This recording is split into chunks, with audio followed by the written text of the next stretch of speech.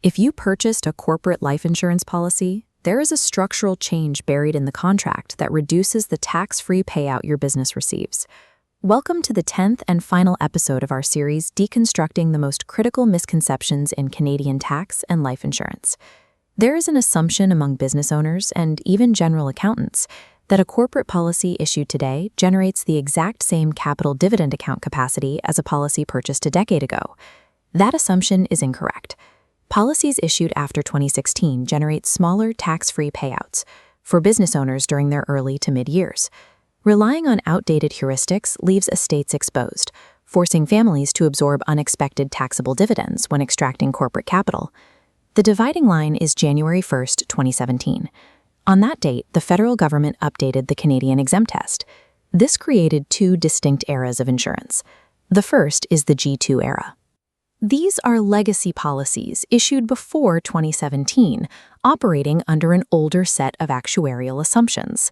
The second is the G3 era, encompassing all policies issued from 2017 onward, which are governed by a modernized regulatory environment. This overhaul was a mandatory actuarial update designed to reflect actual biological realities. Because the government rewrote the mathematical definition of a standard corporate policy, applying the rules of thumb from the G2 era to a G3 policy will guarantee a miscalculation in your estate planning. To understand the shortfall, we must look at the exact mechanics of how corporate wealth is extracted tax-free when the insured passes away. Look at this equation.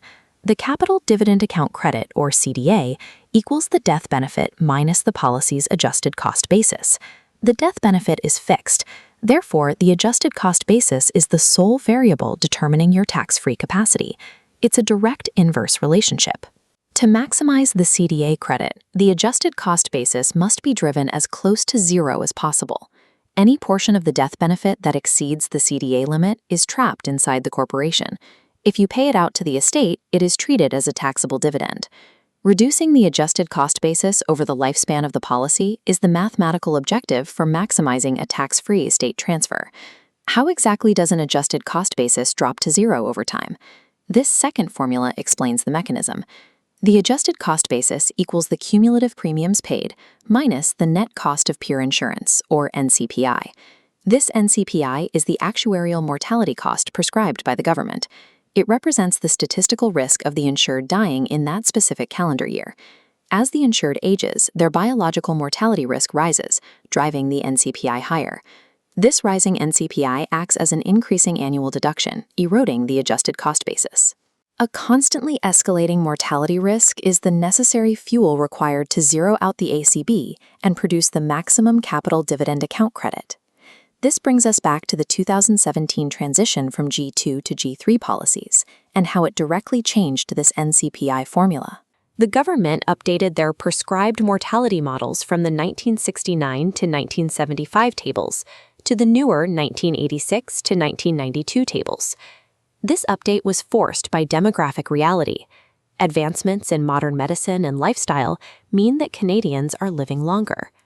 Longer life expectancies have a direct mathematical consequence. Because the statistical probability of death is lower, the prescribed NCPI is much lower in the early and mid-years. A lower NCPI results in a smaller annual deduction against the cumulative premiums paid into the policy. Because the deduction is smaller, the adjusted cost basis on a modern G3 policy remains high for decades longer than it did under the legacy rules. Increased human longevity paradoxically slows the exact rate at which a business owner can extract corporate wealth tax-free. We can observe this exact shortfall using standard institutional data from a BMO case study.